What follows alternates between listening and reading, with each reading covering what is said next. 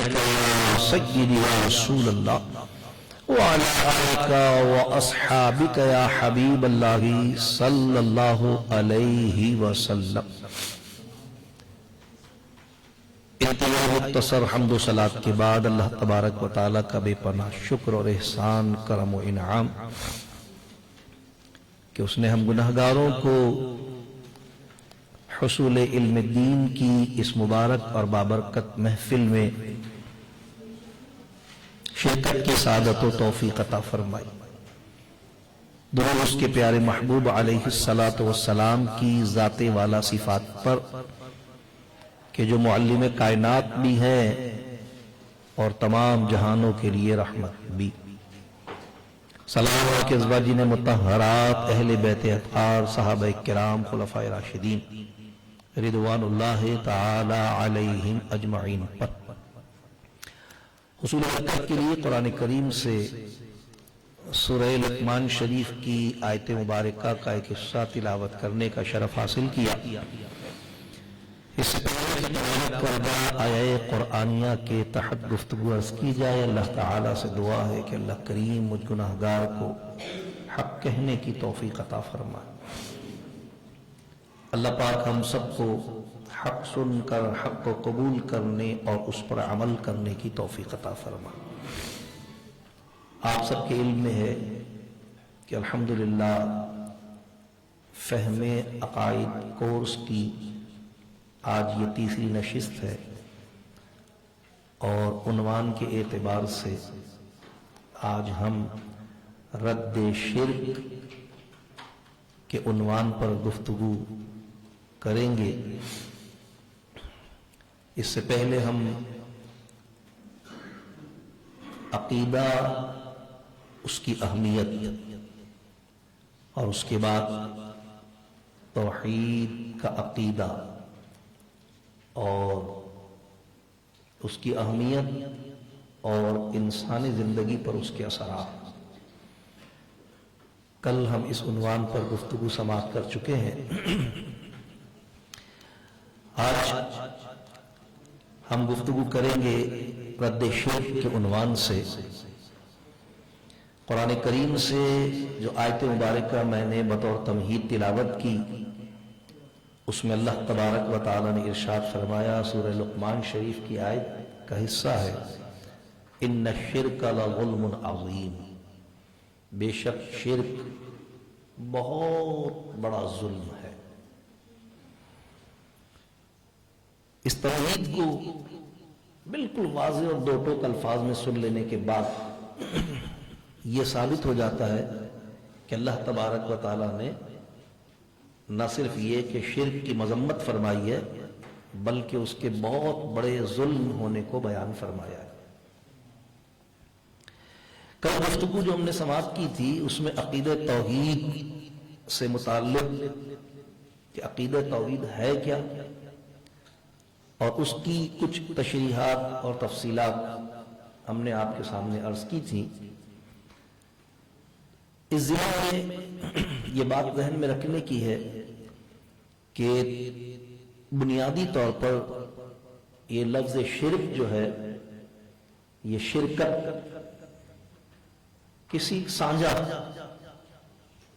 किसी को किसी मामले में हिस्सेदार, शिरकत, इससे ये शिर्क लफ्ज़ है। ये तौहीद की जिद है, उलट है, यानी अकीदे के एतबार से शिर्क बतौर अकीदा जब हम देखते हैं तो ये तौहीद की जिद के तौर पर है हमारे सामने, क्योंकि तौहीद के माना है वहदानियत, अल्लाह तबारक व तआला की अहदियत और समदियत, और उसकी तशरीह हम कर चुके हैं बहुत ज्यादा वजाहत के साथ कि अल्लाह के एक होने, यकता होने, तन्हा होने का जो माना है वो नहीं है जो उर्दू में हम एक और तन्हा और अकेला का माना लेते हैं, बल्कि इन तमाम अल्फाज को जब हम वाहिद और अहद के तर्जुमे के तौर पर अल्लाह तबारक व तआला की जात से मंसूब करके समझते हैं تو اس کا مطلب نہ تو عدد اور گنتی والا ایک ہوتا ہے اور نہ ہی سب لوگوں سے جدا رہنے والا اکیلا اور تنہا ہوتا ہے، بلکہ اس سے مراد ہوتا ہے کہ بے مثل و بے مثال، کہ اس جیسا کوئی نہیں، اس کی طرح کوئی نہیں، اس کی مثل کوئی نہیں، اس کے برابر کوئی نہیں۔ تو ظاہر ہے کہ جب اللہ تبارک و تعالیٰ کی طرح، اس کی مثل، اس جیسا کوئی نہیں ہو سکتا، تو کسی کو اس کی مثل، اس کے برابر، اس جیسا، اس کی طرح کہنا یہ شرک ہے۔ یہ شرک ہوا کہ کسی کو اس کی مثل، اس کی طرح، اس جیسا اور اس کے برابر کہنا یا سمجھنا، یہ یقین اگر کسی کے دل میں آ جائے تو یہ عقیدہ شرک کہلائے گا، اور وہ عقیدہ توحید ہے۔ تو اس کے جب ہم یعنی عقیدہ توحید کو اس کی تمام تر کلیات کے ساتھ سمجھتے ہیں، جزیات کے ساتھ سمجھتے ہیں، تو اس کے سمجھے کہ دو رخ، جس طرح سکے کے دو رخ ہوتے ہیں، وہ ہمارے سامنے آتے ہیں۔ اس میں سے ایک ہے اقرار الوہیت، کہ اللہ تبارک و تعالی رب ہے، معبود ہے، خالق ہے، اور دوسرا ہے انکار شرک، کہ وہ اپنے خالق ہونے میں، رب ہونے میں، معبود ہونے میں بے مثل و بے مثال ہے، اس کی طرح، اس کی مثل، اس کے برابر، اس جیسا کوئی نہیں ہے۔ یہ دونوں چیزیں یہ عقیدہ توحید ہی کے ذمہ میں آتی ہیں، تو اس لیے اس کو اس کے ساتھ بیان کیا جاتا ہے ہمیشہ۔ جب بھی آپ دیکھیں گے عمومی طور پر علماء گفتگو کرتے ہیں تو توحید و شرک ایک ساتھ بیان کرتے ہیں، اور اسی لیے یہاں بھی ہم نے اس کو ایک ساتھ متصل رکھا ہے کہ توحید کے بیان کے فوراً بعد رد شرک کا عنوان رکھا ہے۔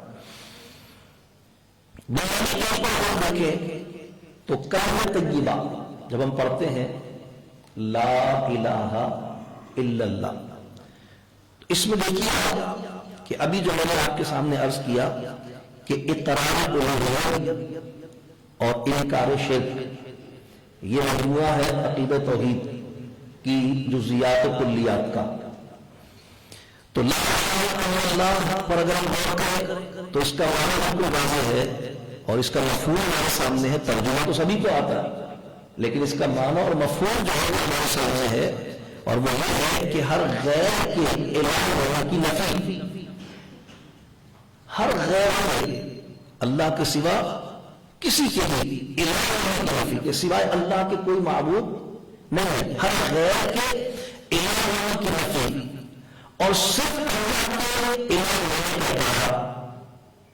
لا الہ ہے ہر غیر کے الہ ہونے کی نفی ہے، الا اللہ ہے صرف اللہ کے معبود ہونے کا اقرار ہے۔ جب صرف اللہ تبارک و تعالی معبود ہے تو اس کا مطلب بالکل واضح ہو گیا کہ یہ اقرار توحید بھی ہے اور انکار شرک بھی ہے۔ اسی ایک جملے میں اقرار توحید بھی ہے اور انکار شرک بھی ہے، یعنی لا الہ میں انکار شرک ہے کہ کوئی دوسرا الہ ہے اور ہو سکتا ہے، الہ ہے اور ہو سکتا ہے تو وہ صرف اللہ ہی ہے، الا اللہ۔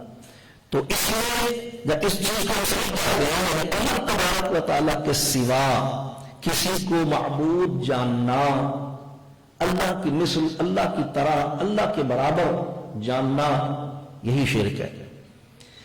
میں نے تمہیں پچھلی عرض کیا کہ اللہ تبارک و تعالیٰ اپنے ذات میں، اپنی صفات میں، اپنے احکام میں، اپنے افعال میں، اپنے اسماء میں سب میں کا مثال ہے، تو ان سب میں کسی کو اللہ کی مثل و مثال ماننا یہی شرک ہے۔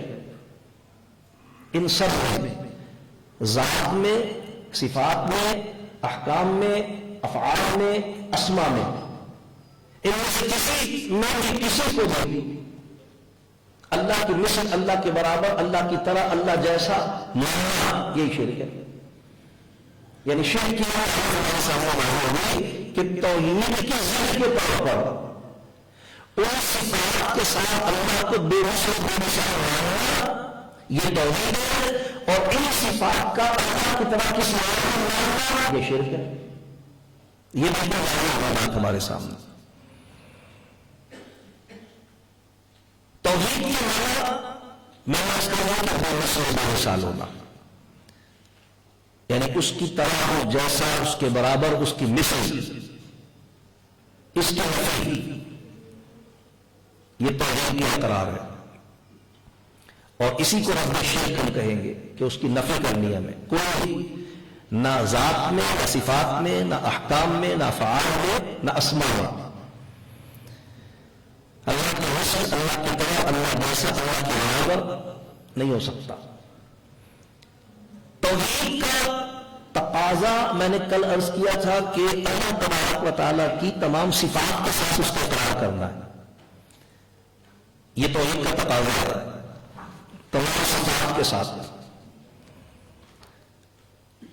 یہاں پر جب ہم اس چیز کو دیکھتے ہیں تو ہمارے سامنے یہ بات واضح ہوتی ہے کہ اگر ہم شرک کو اس میں غور کریں، اس کے اثر کے حوالے سے سمجھنے کے لیے، تو ہمارے سامنے دو چیزیں آتی ہیں، ایک شرک فی الذات اور ایک شرک فی الصفات۔ ویسے تو میں نے بتا دیا اسماء میں بھی، احکام میں بھی، افعال میں بھی، لیکن یہ دو چیزیں جو بالکل ابتدائی طور پر ہیں کہ اللہ تعالیٰ کی ذات اور اللہ تعالیٰ کی صفات۔ کسی کو بھی اللہ تبارک تعالیٰ کی مثل، اللہ کی طرح، اللہ جیسا، اللہ کے برابر کہنا اور اس کے ساتھ ایسا معاملہ کرنا جو دلیل ہے اس چیز کی کہ یہ اس کو ایسا ہی سمجھ رہا، جیسا کہ مشرکین عرب فرشتوں کو اللہ کی بیٹیاں کہتے تھے، جیسا کہ یہودیوں نے عزیر علیہ السلام کو اللہ کا بیٹا کہا، جیسا کہ نصارہ نے حضرت مریم کو اللہ کی بیوی کہا۔ تو بیوی، بیٹا، بیٹی یہ ہم نہیں سوچتے، یعنی میں نے پہلے گفتگو کی تھی کہ انسان کی بیوی انسان ہو سکتی ہے، تو پھر وہ بے مثل انسان تو نہیں ہوا، یہاں پر وہ ساری صفات کو سمجھ جو بیوی جس کو مانا جا رہا، کیونکہ بیٹا یا بیٹی اپنے باپ کے احساس کا حامل ہوتا،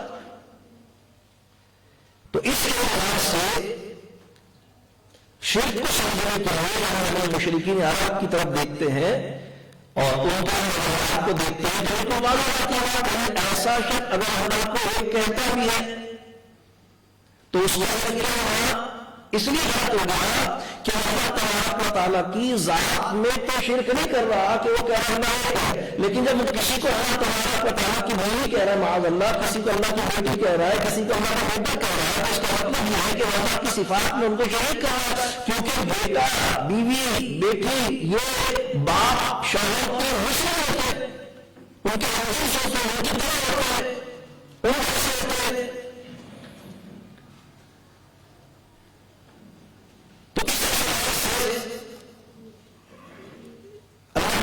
تعالیٰ کی صفات میں اگر کوئی شریک کرے تو پھر ہمیں مشرکی ہوگا۔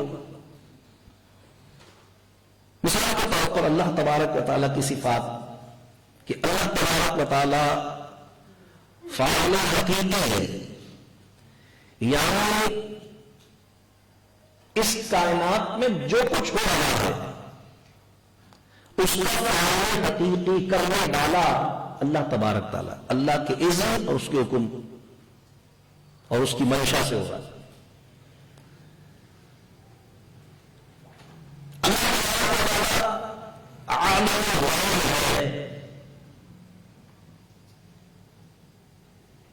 اب یہ صفات ہے اللہ تعالیٰ کی، اگر کسی مخلوق کو، انسان کو، جانور کو، چاند کو، سورج کو، پتھر کو، کسی کو بھی فاعل جانے کہ بھئی اس کے کرنے سے ہو رہا ہے اور اس جاننے میں وہ اللہ تعالیٰ کی طرح اس کو تصور کرے، یعنی جیسے اللہ کر سکتا ہے اللہ کر سکتا ہے، تو اس سر شریک ہو جائے گا۔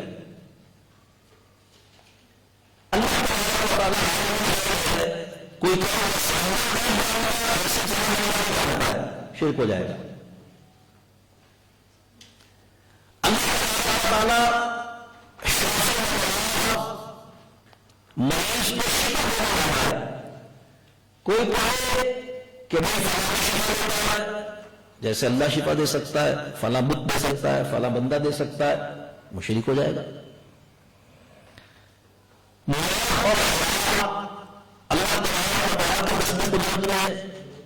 کوئی کہے کہ بھائی فلاں مار سکتا ہے، فلاں مار سکتا ہے، تو یہ شرک ہوگا، کیونکہ اس کو اللہ تبارک و تعالیٰ کی ذات و صفات میں اللہ کی مثل، اللہ کی طرح، اللہ جیسا کہہ رہا ہے، کسی کو نفع و نقصان کا مالک اگر وہ سمجھے اور یقین رکھے اللہ تبارک و تعالیٰ کی صفات میں شرک کرنا ہے. جب یہ بات ہمارے سامنے آتی ہے اور یہ آپ کو تفصیل کے طور پر بتا رہا ہے کہ ان میں سے ہر ایک چیز کو قرآن نے بیان کیا ہے.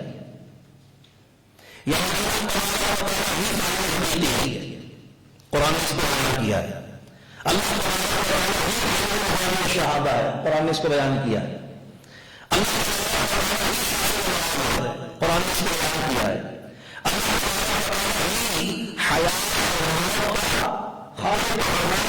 قرآن نے اس کو بیان کیا ہے.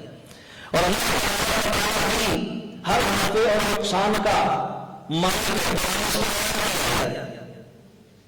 لیکن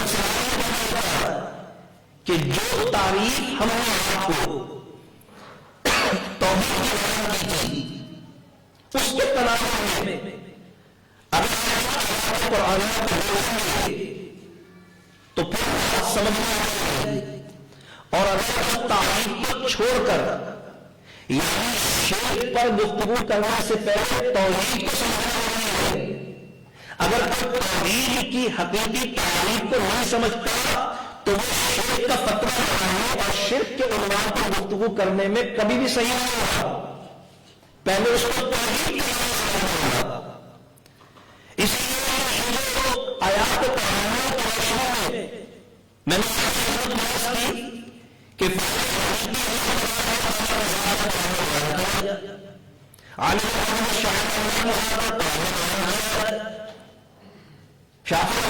اللہ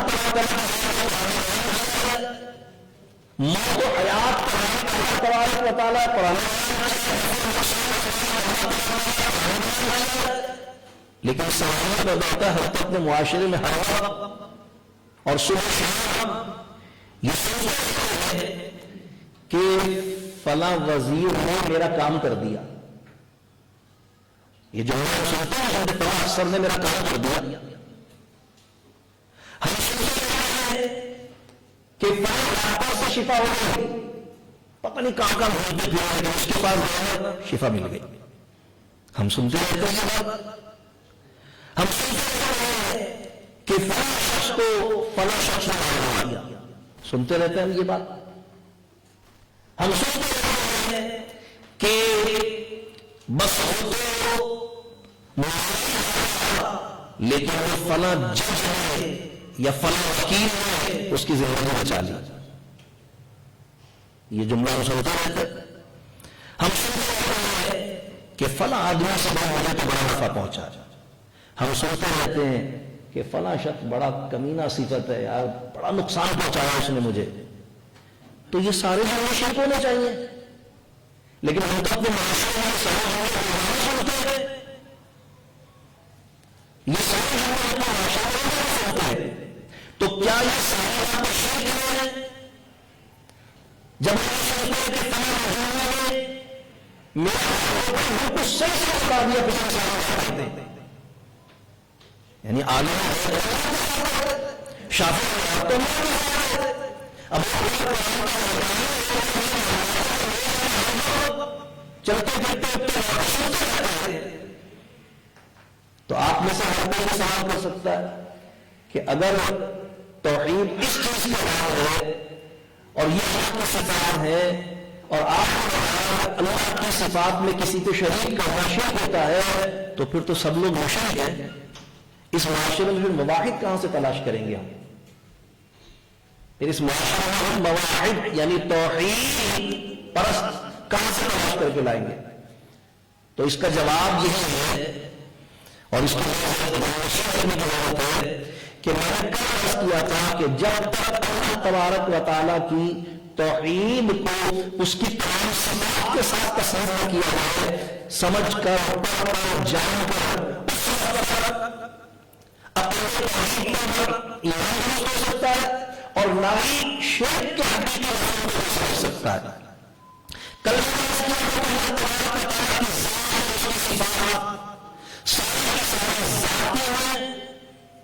یعنی کسی نے بخشی نہیں ہے اس کو، یعنی ہمیشہ سے ہے،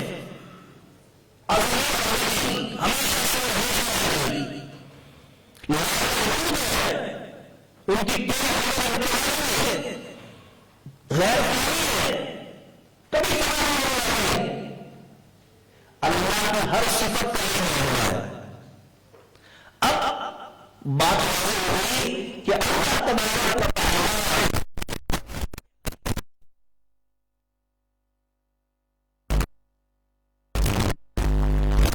و تعالی شافی الامراض ہے ذاتی طور پر، اللہ تبارک تعالیٰ موت و حیات کا مالک ہے ذاتی طور پر، اللہ تبارک تعالیٰ نفع اور نقصان کا مالک ہے ذاتی طور پر. لیکن اگر اللہ کی صفت کسی حد کسی مقدار میں عطا فرما دے، اللہ کی عطا ہوگی، اللہ کی عطا ہوگی.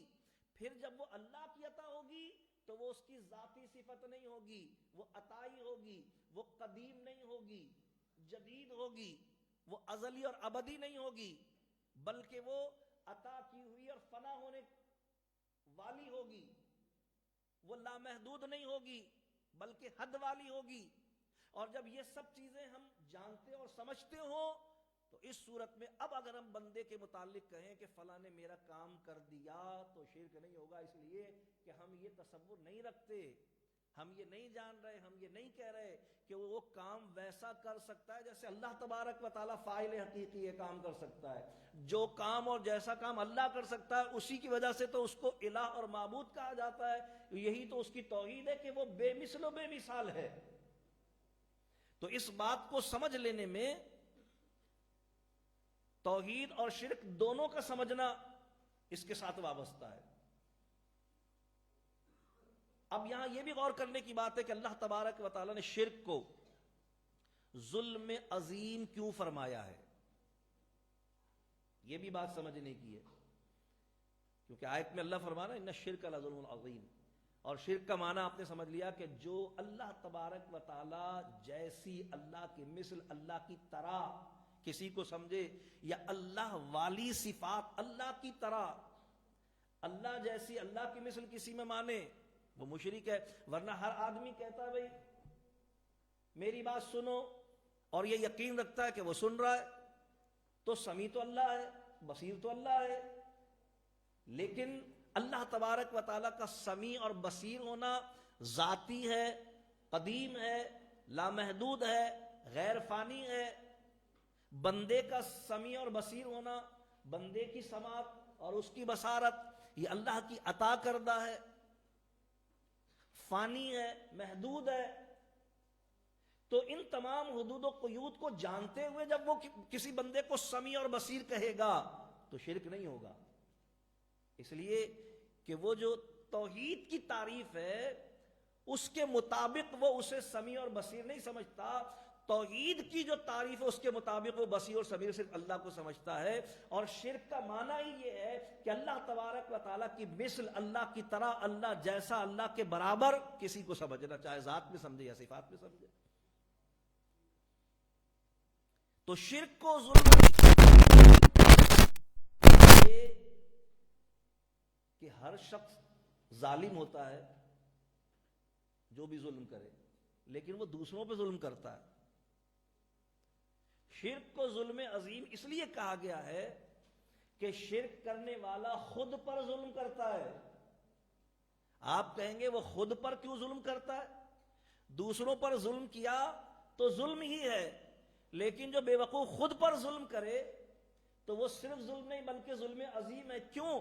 اس لیے کہ وہ کسی پر ظلم کرے تو کیونکہ وہ اپنی ہر صفت میں محدود ہے تو وہ ظلم بھی ایک حد تک ہی کر سکتا ہے، لیکن جب اس نے اللہ تبارک و تعالیٰ کے ساتھ شرک کا ارتکاب کیا، یعنی اللہ تبارک و تعالیٰ کی ذات یا صفات کے حوالے سے کسی کو اللہ کی طرح، اللہ کی مثل، اللہ جیسا، اللہ کے برابر سمجھا اور اس کے ساتھ وہ معاملہ کیا، تو اس صورت میں وہ ہو گیا مشرک، اور جب وہ مشرک ہو گیا تو وہ اس لیے ظلم عظیم کا مرتکب ہوا ہے کہ اس نے اس عمل کو کرنے کے بعد اپنے آپ کو دائمی طور پر جہنم کا حقدار بنا لیا۔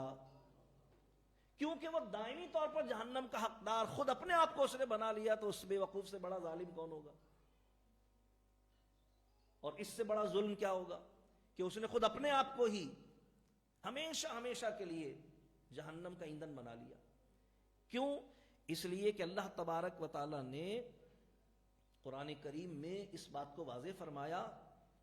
سورہ نساء شریف میں اللہ کا فرمان ہے، رب کائنات فرمائے ان اللہ لا یغفر ان یشرک بہ ویغفر ما دون ذلک لمن یشاء۔ رب کائنات ارشاد فرما رہا ہے کہ بے شک اللہ تبارک و تعالی نہیں بخشتا اس کو جو شرک کرتے کرتے مر جائے، جو مشرک مرے۔ فرمایا وَيَغْفِرُ مَا دُونَ ذَلِكَ لِمَن يَشَاءُ، اس کے سوا جتنے بھی گناہ ہیں جس کو چاہے گا جیسے چاہے گا بخش دے گا۔ اس کی کئی صورتیں علماء نے بیان فرمائی ہیں، یعنی بعض ایسے گناہ ہیں کہ جو اللہ تبارک و تعالی حق عبد ہونے کے اعتبار سے معافی دلوا دے گا بندوں سے، بعض ایسے گناہ کہ ان کی وجہ سے حق عبد ہونے کی وجہ سے اللہ جس کا حق مارا ہوگا، اس شخص سے جس نے حق مارا ہوگا اس کی نیکیاں اس کو دلوا کر معاملہ برابر کروا دے گا۔ بعض کے حق میں اللہ تبارک و تعالی انبیاء کی، اولیاء کی، صالحین کی شفاعت قبول فرمائے گا، ان کی بخشش فرما دے گا۔ لیکن مشرک کا معاملہ جو ہے یہ سارا گناہگاروں کا معاملہ ہے، باقی گناہوں کا معاملہ، لیکن مشرک کا معاملہ یہ ہے کہ اللہ تبارک و تعالی فرما رہا ہے کہ باقی گناہوں میں سے تو جس کو چاہے گا اللہ بخش دے گا اور اس کی معافی کی کوئی بھی صورت بنا دے گا، لیکن شرک کا معاملہ ایسا ہے کہ فرمایا گیا ان اللہ لا یغفر ان یشرک بہ، کہ وہ جس نے اللہ کے ساتھ شرک کیا اللہ تبارک تعالیٰ اس کو ہرگز ہرگز نہیں بخشے گا۔ اور یہاں ذہن میں رہے آپ کے کہ ہر کافر مشرک ہے،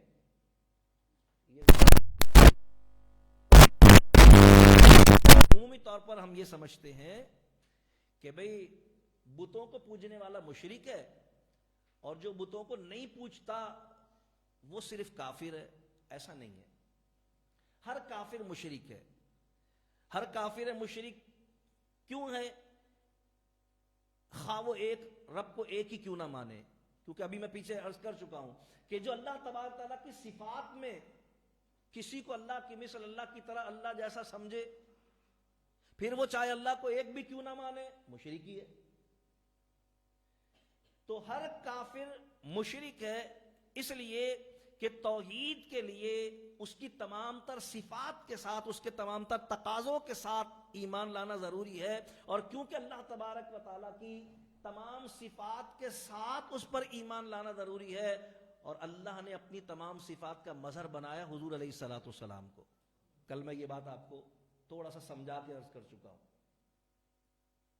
تو جس نے بھی حضور علیہ الصلوۃ والسلام کی بعثت کے بعد حضور کا انکار کیا، پھر چاہے وہ اللہ کو ایک ہی کیوں نہ مانتا ہو، وہ اس حکم میں شامل ہے کہ وہ کفر و شرک پر مرا، اور ہمیشہ ہمیشہ کے لیے اگر وہ کفر و شرک پر مرا تو پھر ہمیشہ ہمیشہ کے لیے وہ جہنم کا ایندھن بنے گا، اس کی بخشش اور مغفرت نہیں ہوگی۔ اسی لیے مسلمانوں کے لیے علماء اسلام کا یہ فتویٰ ہے کہ جس شخص کا کفر پر مرنا متحقق ہو اس کو مرحوم نہیں کہہ سکتے، ہم اس کو مرحوم نہیں کہتے۔ لفظ مرحوم جو ہے یہ ایک دعا کے الفاظ ہیں، یعنی اللہ اس پر رحم فرمائے،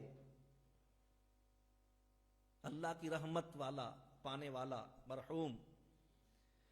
تو اس بات کو سمجھنے کی ضرورت ہے کہ ہر کافر مشرک ہے، چاہے وہ اللہ تبارک و تعالیٰ کو ایک ہی کیوں نہ مانتا ہو، اس لیے کہ توحید باری تعالیٰ کے حقیقی طور پر قبول کرنے کا معنی ہے اللہ کو اس کی ذات اور صفات اور اس کے تمام تر تقاضوں کے ساتھ قبول کیا جائے.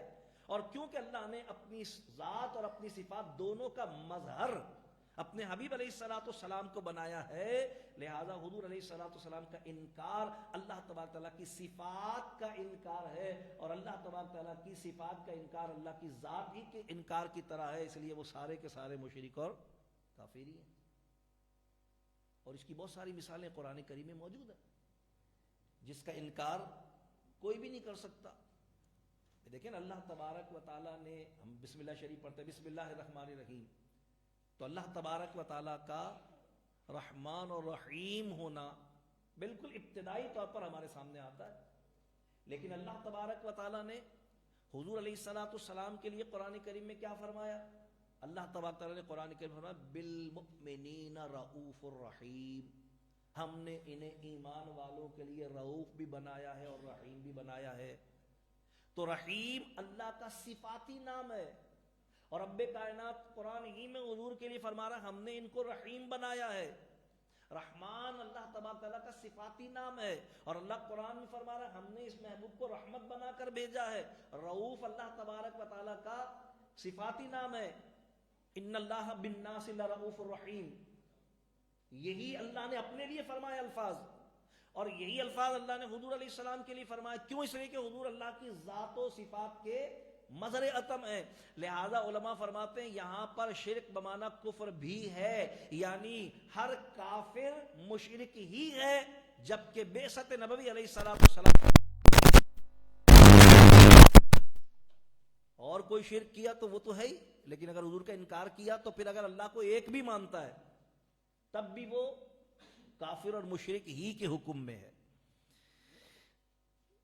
الا یہ کہ وہ توبہ کر لے. اگر وہ توبہ کر لے اور کلمہ پڑھ لے تو مرنے سے پہلے اگر اس نے ایسا کر لیا تو پھر ایمان کا کلمہ جو ہے وہ زمانہ کفر کے تمام گناہوں کو خواہ وہ شرک ہی کیوں نہ ہو معاف کر دیتا. کلمہ ایمان، جب وہ کلمہ ایمان پڑھتا ہے تو اس کے پچھلے سارے گناہ بشمول تمام کفریات اور شرکیات کے اللہ کریم معاف فرما دیتا ہے، کیونکہ ایمان جو ہے وہ تمام گناہوں کا کفارہ ہے بشمول کفر اور شرک کے.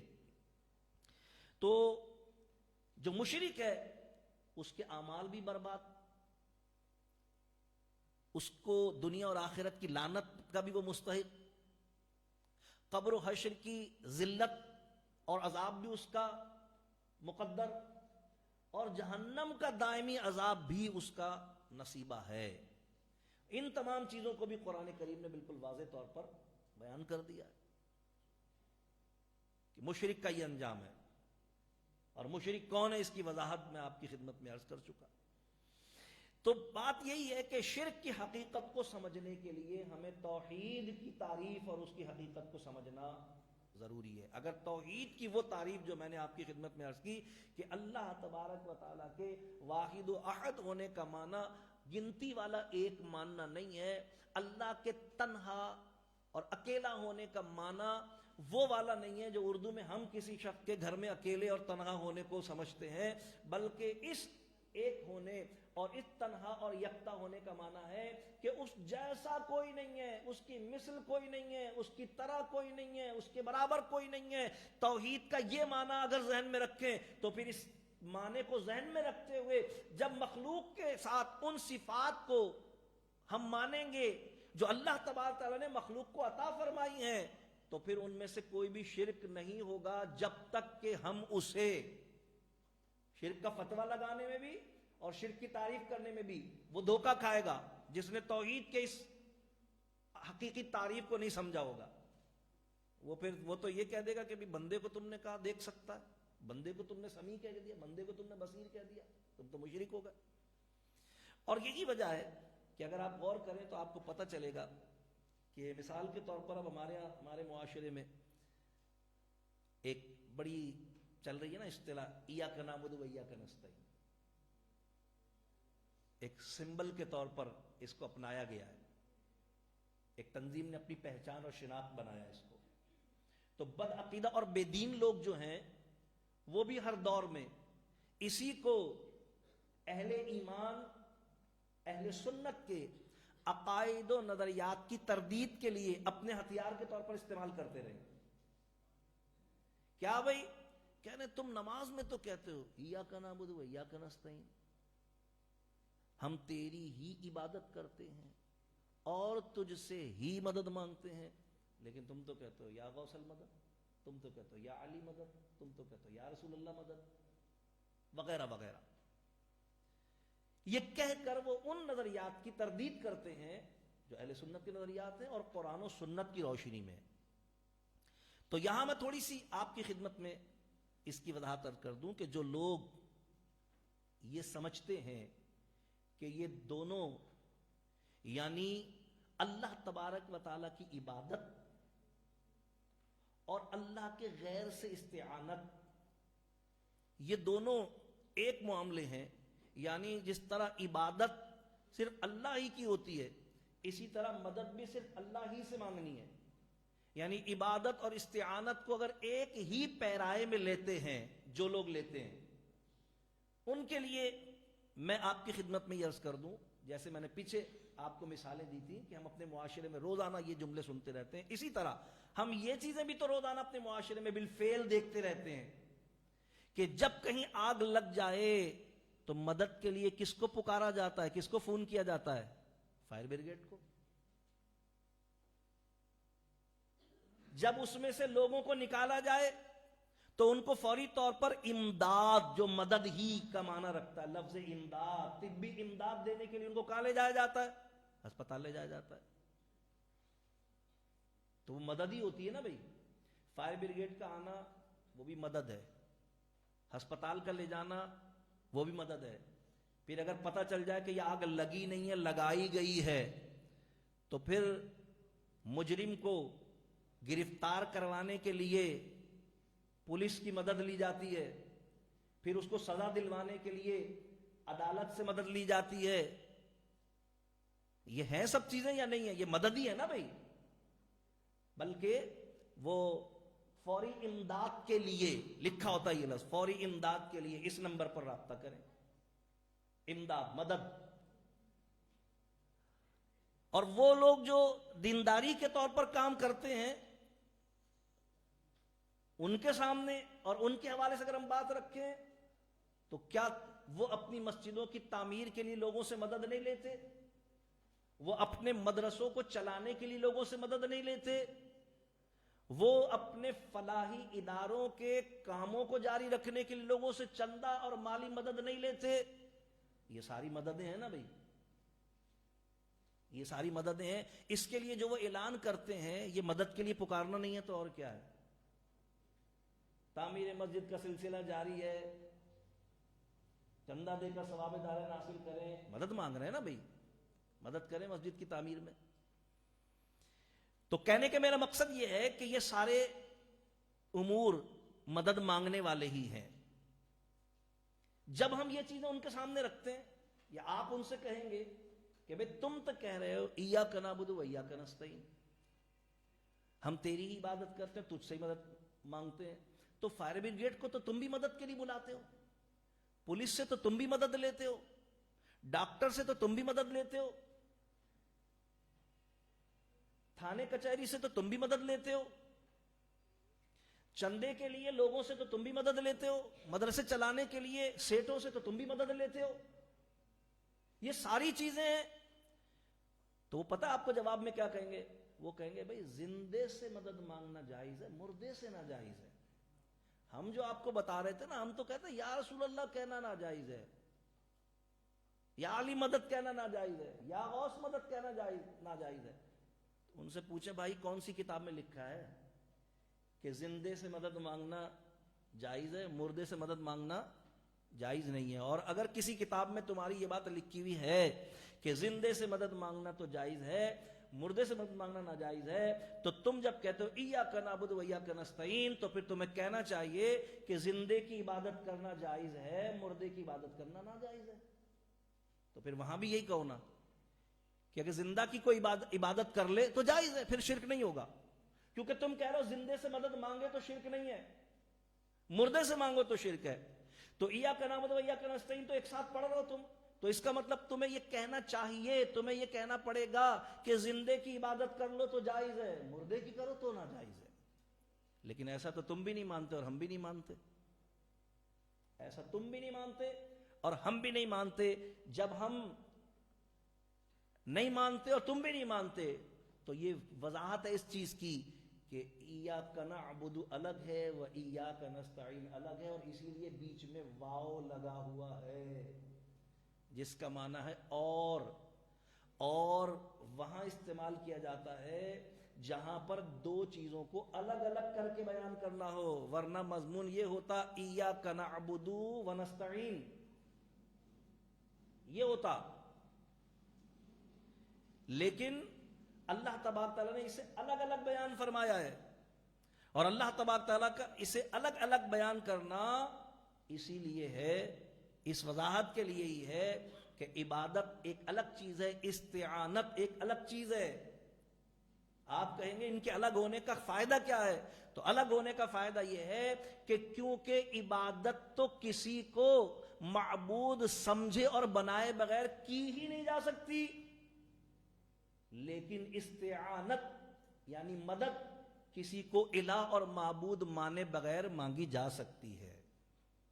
عبادت تو کی ہی معبود کی جائے، جس کی عبادت کرے گا وہ معبود ہوگا، بالفعل اس نے معبود مانا اس کو.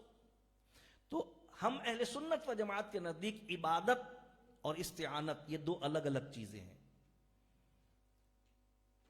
کیونکہ خدا کی مثل کوئی ہو نہیں سکتا، لہذا عبادت کسی کی ہو نہیں سکتی، کیونکہ عبادت خالق سمجھے بغیر ہو نہیں سکتی، ممکن ہی نہیں ہے، لہذا شرک ہے. لیکن استعانت اس کے لیے خدا کی مثل لازم نہیں ہے کہ جس سے وہ استعانت طلب کر رہا ہے اس کو خدا کی طرح اور خدا کی مثل سمجھے تو پھر استعانت طلب کرے. نہیں، ایسا ضروری نہیں ہے، ایسا لازم نہیں ہے. لہذا مخلوق سمجھ کر، بندہ سمجھ کر اگر استعانت طلب کرتا ہے تو یہ جائز ہے. شرک کب ہوگا؟ جب اللہ تبارک و تعالی کی، میں نے بتایا آپ کو کہ اللہ کی مثل، اللہ کی طرح، اللہ جیسا، تو یہ چیز زندے اور مردے دونوں کے لیے نہیں سمجھی جا سکتی. اسی لیے ہمارے نزدیک مدد کا مانگنا، استعانت، یہ ایک علیحدہ چیز ہے اور عبادت ایک علیحدہ چیز ہے. عبادت اور استعانت کے فرق کو اگر آپ سمجھ لیں گے تو پھر ایاک نعبد و ایاک نستعین سے آپ کو کوئی دھوکہ نہیں دے سکے گا. اور مثال میں نے آپ کو بہت سادگی کے ساتھ اور آسان الفاظ میں سمجھا دی ہے کہ اس سے کہیں کہ بھئی اگر تم یہ کہتے ہو وَإِيَّاكَ نَسْتَعِينَ کا تقاضا یہ ہے کہ اللہ تبارک و تعالیٰ کے سوا کسی سے مدد نہ طلب کی جائے، لیکن جو ہم مدد طلب کرتے ہیں یہ اس لیے جائز ہے کہ ہم زندوں سے طلب کرتے ہیں، تو پھر ایاک نعبد کے معنی بھی پھر یہ کرو کہ اللہ کے سوا کسی کی بات جائز نہیں، لیکن اگر کوئی کسی زندے کی عبادت کر لے تو جائز ہے، مردے کی کرے تو ناجائز ہے. پھر یہ مان لو. اور یہ تمہارے نزدیک بھی درست نہیں ہے، ہمارے نزدیک بھی درست نہیں ہے. اس چیز کو ہم سمجھیں اور اچھی طرح سمجھیں تو ہمیں دلائل قرآنیہ سے عبادت اور استعانت کا فرق اور توحید اور شرک کا امتیاز واضح ہو جائے گا. اللہ تبارک و تعالیٰ نے قرآن کریم فرقان حمید میں ارشاد فرمایا وَتَعَاوَنُوا عَلَى الْبِرِّ وَالتَّقْوَى، نیکی اور بھلائی کے کاموں میں ایک دوسرے کی تعاون کہتے ہیں مدد کرنے کو، اردو میں بھی یہ لفظ انہی معنوں میں استعمال ہوتا ہے. نیکی اور بھلائی کے کاموں میں ایک دوسرے کی مدد کرو. جب مدد کرنا جائز ہے، مدد لینا جائز ہے، مدد دینا جائز ہے قرآن کی آیت کے تحت، تو ظاہر ہے مدد مانگنا ناجائز کیسے ہو سکتا ہے؟ جب مدد کرنا، مدد لینا، مدد دینا وَتَعَاوَنُوا عَلَى الْبِرِّ وَالتَّقْوَى سے ثابت ہے تو پھر مدد مانگنا ناجائز نہیں ہو سکتا. اللہ تبارک و تعالیٰ نے تو حکم دیا ہے قرآن میں استعینوا بالصبر والصلاۃ، نماز اور صبر سے استعانت. وہی دیکھیں ونستعین کا جو وہاں لفظ ہے یہاں پر استعینو ہے، استعینو بالصبر والصلاۃ، نماز اور صبر سے مدد چاہو، مدد لو۔ نہ نماز خدا ہے نہ صبر خدا ہے، نماز فعل ہے اور مخلوق کا فعل مخلوق ہوتا ہے، صبر ایک فعل ہے، مخلوق کا فعل فعل ہوتا ہے، مخلوق ہوتا ہے۔ تو اس اعتبار سے یہ پتا چلا کہ مخلوق سے استعانت طلب کی جا سکتی ہے، بلکہ حکم قرآنی ہے۔ کون سی استعانت ممنوع ہے؟ جو کسی مخلوق کو اللہ کی مثل، اللہ کی طرح، اللہ جیسا، اللہ کے برابر جان کر استعانت طلب کی جائے تو وہ شرک ہوگا، کیونکہ توحید کی تعریف یہی ہے کہ اللہ بے مثل، اس جیسا کوئی نہیں، اس کی طرح کوئی نہیں۔ حضور علیہ الصلوۃ والسلام نے تو اللہ تبارک و تعالیٰ کی بارگاہ میں دعا کی ہے، اللہ سے مدد بھی مانگی ہے اور اللہ سے مددگار بھی مانگے ہیں۔ حضور نے اللہ سے صرف مدد نہیں مانگی، اللہ سے مددگار بھی مانگے۔ قرآن کریم کی آیات مبارکہ ہمارے سامنے ہیں، وَقُلْ رَبِّ أَدْخِلْنِي مُدْخَلَ صِدْقٍ وَأَخْرِجْنِي مُخْرَجَ صِدْقٍ وَاجْعَلْ لِي مِن لَّدُنْكَ سُلْطَانًا نَصِيرًا۔ اے اللہ اپنی بارگاہ سے مجھے مضبوط طاقتور، نصیر کہتے ہیں مددگار کو، مضبوط، سلطان طاقتور کو کہتے ہیں، بادشاہ کے لیے لفظ استعمال ہوتا ہے طاقتور کے لیے، سلطان النصیرہ، اے اللہ مجھے مضبوط مددگار عطا کر۔ حضور علیہ السلام اللہ تعالیٰ سے اس آیت مبارکہ میں، اللہ کا کلام ہے، مدد نہیں مددگار مانگ رہے ہیں، مدد کے لیے مددگار مانگ رہے ہیں، مددگار مطلب جو میری مدد کرے۔ تو حضور علیہ السلام تو اللہ سے مددگار مان رہے ہیں، تو پتہ چلا کہ مدد مانگنا، جب مددگار مانگنا، مدد کرنا، مدد لینا، مدد دینا، تو مدد مانگنا کیسے ناجائز ہو سکتا؟ فرق یہ ہے کہ یہ ایمان والوں کے لیے یہ احکام، کیونکہ وہ کسی بھی مخلوق کو اللہ کی طرح، اللہ کی مثل، اللہ جیسا، اللہ کے برابر نہیں سمجھتے۔ یہ مخلوق، یہ اہل ایمان کے لیے ہے، ورنہ اللہ تبارک و تعالیٰ نے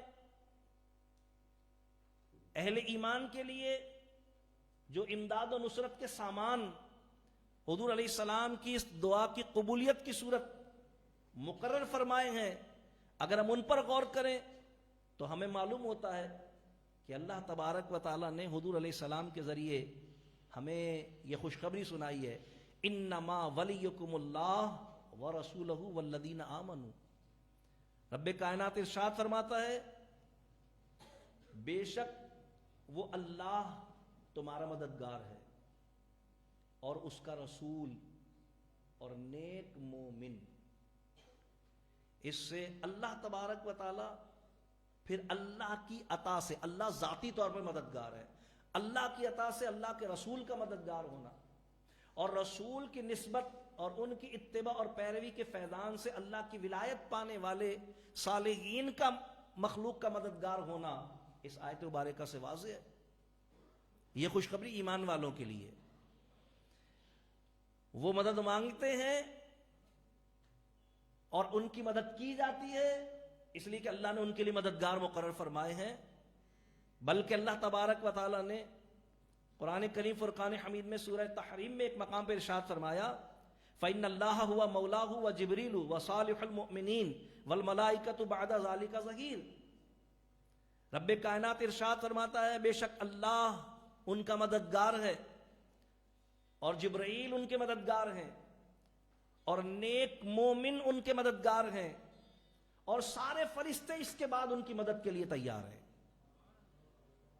سورہ تحریم میں اللہ کا فرمان ہے، اور اس فرمان کی اللہ تبارک و تعالی نے حضور کی بارگاہ سے طلب کی ہوئی دعا کے نتیجے میں اور اس فرمان کی صداقت کے نتیجے میں اللہ نے غزوہ بدر میں بھی فرشتے اتارے، غزوہ حنین میں بھی فرشتے اتارے۔ وہ مدد کرنے ہی آئے تھے، وہ جو فرشتے آئے تھے وہ مدد کرنے ہی تو آئے تھے۔ حضور نے مددگار طلب کیے تھے اللہ سے، اللہ نے مددگار عطا فرمائے، فرشتوں میں سے بھی اور انسانوں میں سے بھی۔ فرشتوں میں سے اللہ تعالیٰ فرما رہا ہے ہم نے جبریل کو اور باقی فرشتوں کو آپ کا مددگار، آپ کی امت کا مددگار بنا دیا، بشمول آپ کے اور آپ کی امت کے صالحین کے۔ اور انسانوں میں سے ہم نے ابو بکر کو آپ کا مددگار بنایا، عمر کو آپ کا مددگار بنایا، عثمان کو آپ کا مددگار بنایا، علی کو آپ کا مددگار بنایا، صحابہ کرام کو آپ کا مددگار بنایا، اہل بیت اطہار کو آپ کا مددگار بنایا۔ یہ سارے جو آپ کے پاک جماعت ہے صحابہ و اہل بیت کی، سارے آپ کے مددگار ہیں۔ کیوں؟ اس لیے کہ یہ سارے اللہ کے دین کے مددگار ہیں۔ اور اللہ نے قرآن میں فرمایا ان تنصروا اللہ ینصرکم، اگر تم اللہ کے مددگار بنو گے یعنی اللہ کے دین کے مددگار بنو گے تو اللہ بھی تمہارا مددگار ہے۔ ہاں البتہ جو بدعقیدہ ہیں، جو بے دین ہیں، جو مشرکین ہیں، جو بتوں سے مدد مانگتے ہیں، جو چاند سورج جانوروں کو، ان کی تصویروں کو، ان کے تصورات کو، فرشتوں کو اللہ کی بیٹیاں سمجھ کے ان سے مدد مانگتے ہیں، ان کے متعلق اللہ تبارک تعالیٰ ارشاد فرما رہا ہے وَمَن يَلْعَنَ اللَّهُ فَلَن تَجِدَ لَهُ نَصِيرًا، اور جن پر ہم لعنت کر دیتے ہیں ان کے لیے کوئی مددگار نہیں ہوتا۔ وہ پکارتے ہیں مدد کے لیے، ان کے لیے مددگار ہے ہی نہیں، ان کی مدد ہے ہی نہیں اللہ کی طرف سے۔ تو پتہ چلا کہ جن مددگاروں کو اہل ایمان، اللہ کا بندہ، اللہ کی مخلوق اور اللہ کی دی ہوئی طاقت سے مدد کرنے کی صلاحیت رکھنے والے سمجھ کر مدد مانگتے ہیں، ان کو تو اللہ نے ہمارا مددگار بنایا ہی ہے۔ اور جو لوگ اللہ کی طرح، اللہ کی مثل، اللہ کے برابر، اللہ جیسا سمجھ کر کسی سے بھی مدد مانگے، پھر چاہے وہ فرشتے ہی کیوں نہ ہو، وہی فرشتے تھے جن کو اللہ نے بدر میں مسلمانوں کی مدد کے لیے بھیجا تھا، اللہ انہی کے لیے فرما رہا ہے۔ مشرکین فرشتوں کو اللہ کی بیٹیاں سمجھتے، اللہ نے فرمایا لعنت کی ہم نے ان پہ، ان کے لیے کوئی مددگار نہیں ہے۔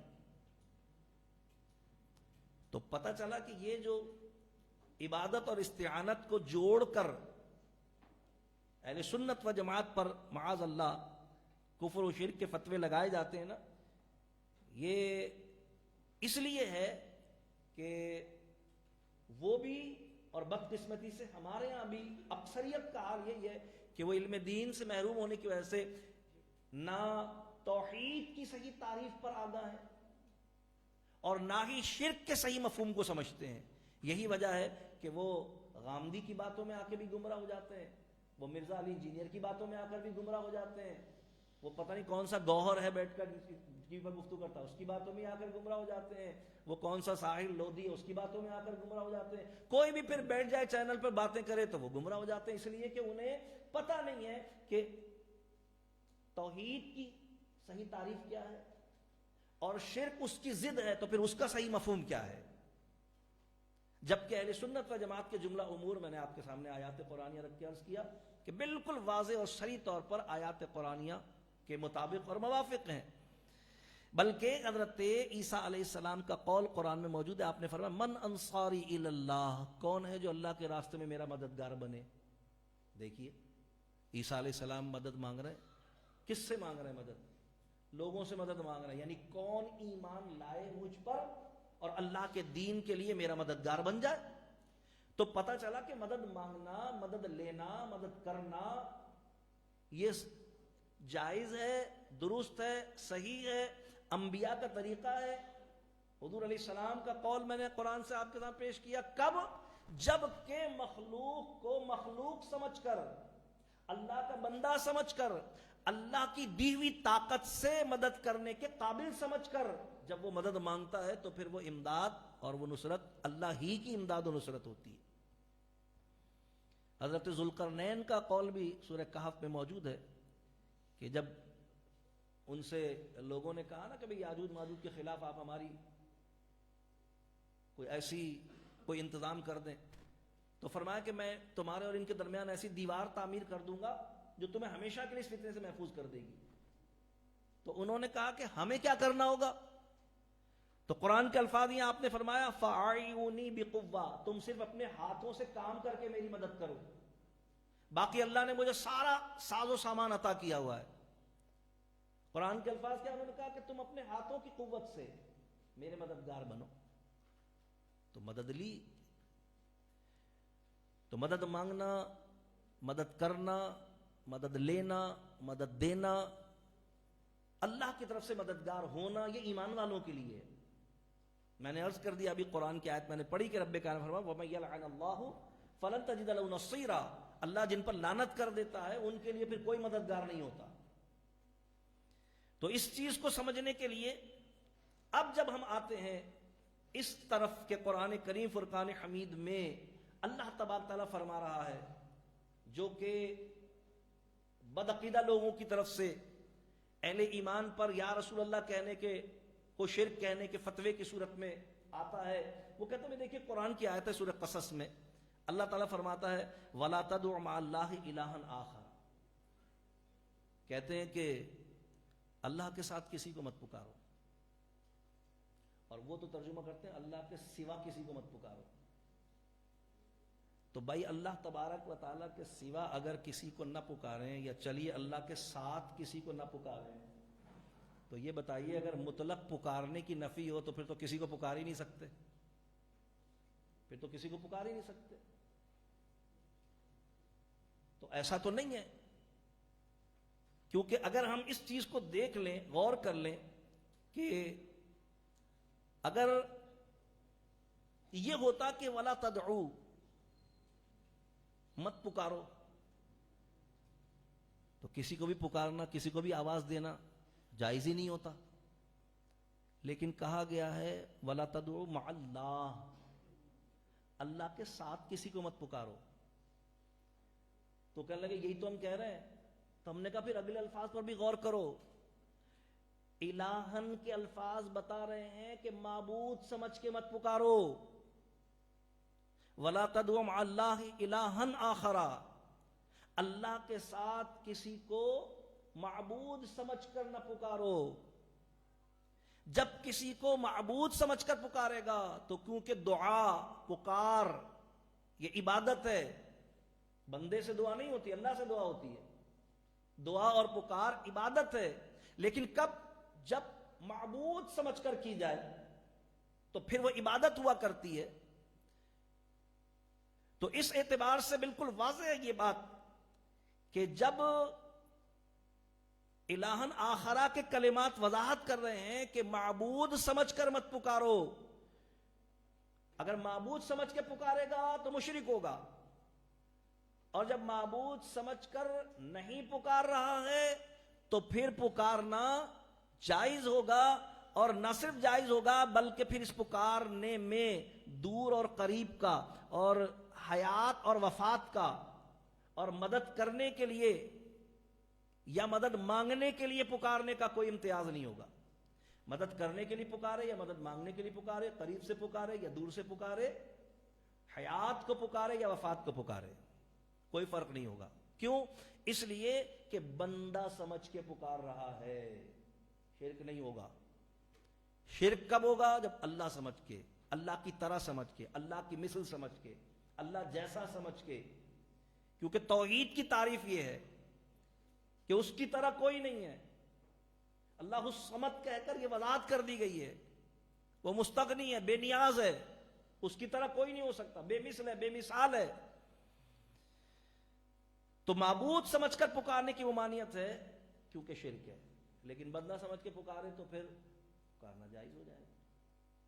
اور ظاہر ہے ہم میں سے جو کوئی یا رسول اللہ کہتا ہے وہ تو کہہ ہی رہا ہے اللہ کے رسول، خدا سمجھ کے کب پکارا؟ رسول سمجھ کے پکار رہا، بندہ سمجھ کے ہی پکار رہا ہے۔ تو جب تک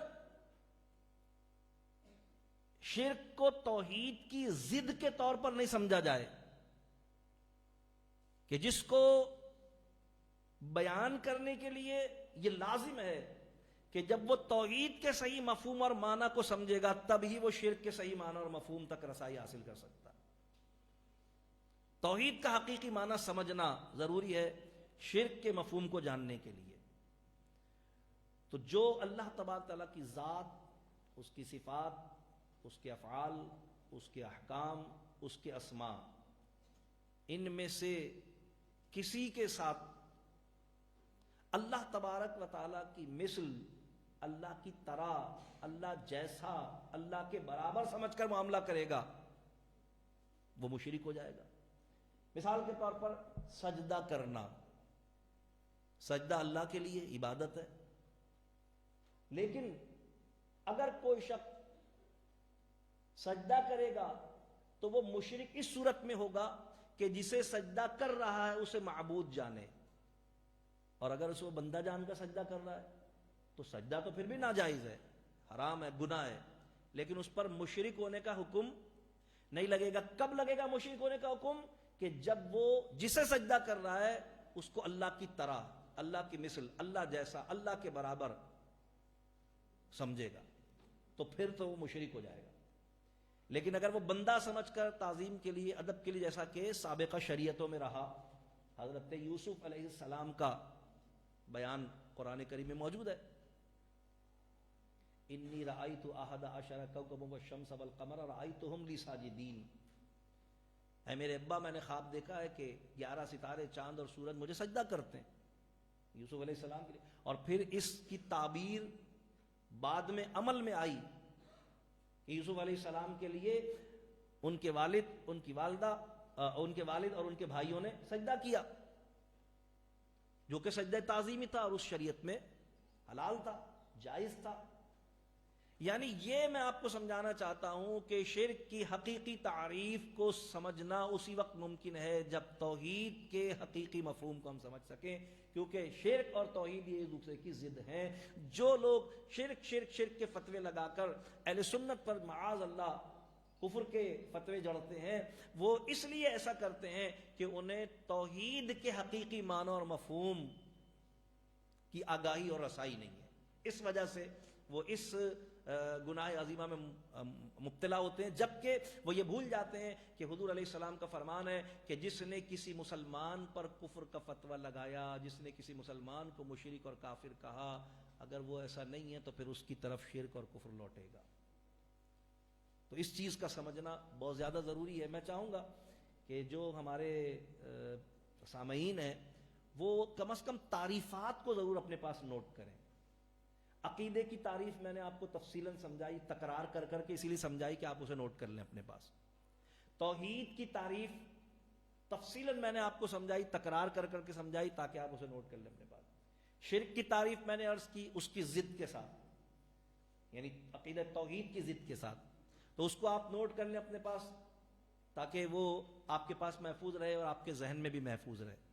کیونکہ میں پھر عرض کر رہا ہوں کہ اگر آپ کے ذہن میں توحید اور شرک کی حقیقی تعریف موجود ہوگی نا، پھر اگر کوئی آیات قرآنیہ پڑھ کے بھی، میں نے آپ کو ایک دو مثالیں دی نا سمجھانے کے لیے، ظاہر وقت بہت زیادہ ہو گیا، ایک دو مثالیں نہیں سمجھانے کے لیے کہ کس طرح وہ آیتیں پڑھ کے لوگوں کو گمراہ کرنے کی کوشش کرتے ہیں، لیکن جو شرک اور توحید کے حقیقی معنی و مفہوم کو جاننے والا ہے وہ الٹا ان پر اعتراض کر دے گا۔ جیسے میں نے کہا کہ آپ کہہ سکتے ہیں کہ جب ایاک نعبد کے معنی میں آپ یہ کہتے ہیں کہ اللہ کے سوا کسی کی عبادت نہیں کی جا سکتی، تو پھر وَإِيَّاكَ نَسْتَعِينُ میں آپ یہ اجازت کیسے دیتے ہیں کہ زندے سے مانگی جا سکتی مدد، مردے سے نہیں مانگی جا سکتی؟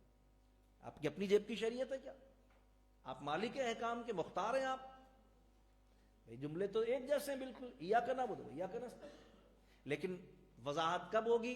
جب آپ توحید کی حقیقی تعریف پر اور شرک کی حقیقی تعریف پر آگاہ اور باخبر ہوں گے۔ میں اللہ تعالیٰ سے دعا کرتا ہوں اللہ کریم ہم سب کو علم دین کی برکتیں عطا فرمائے، عقائد حقہ اہل سنت و جماعت پر استقامت نصیب فرمائے، اللہ تعالیٰ اسلام اور دین کا نور کامل ہمارے سینوں میں مزین و منور فرمائے، اللہ کریم ہم سب کو ایمان پر استقامت اور ایمان پر خاتمہ بالخیر کی نعمت و دولت نصیب فرمائے۔ وآخر دعوانا ان الحمد للہ رب العالمین۔ اگر کوئی اس عنوان سے متعلق کسی کے ذہن میں کوئی سوال ہو اور وہ پوچھنا چاہے، میں کل بھی یہ کہنا چاہ رہا تھا، تو وہ اگر کسی کے ذہن میں کوئی ایسا سوال ہو آپ سمجھتے تو اس کو اجازت ہے پوچھ سکتا ہے، لیکن ہو اسی عنوان سے متعلق جو گفتگو ہم نے کی ہے۔ چلیے نہیں ہے تو کوئی بات نہیں، پڑی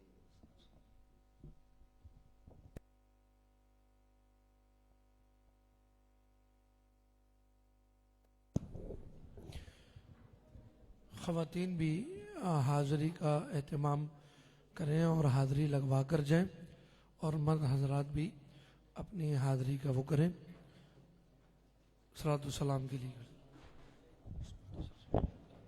مصطفیٰ جان رحمت پہ لاکھوں سلام، شمع بز میں ہدایت پہ لاکھوں سلام. کاش محشر میں جب ان کی آمد ہو اور بھیجیں سب ان کی شوکت پہ لاکھوں سلام. مجھ سے خدمت کے قدسی کہیں ہاں رضا, مجھ سے خدمت کہ قدسی کہیں ہاں رضا. مصطفیٰ جان رحمت پہ لاکھوں سلام. شمع بز میں ہدایت پہ لاکھوں سلام. الصلاۃ والسلام علیک یا رسول اللہ, الصلاۃ والسلام علیک یا حبیب اللہ, الصلاۃ والسلام علیک یا رحمت للعالمین. تشریف رکھیں, دعا بیٹھ کرو.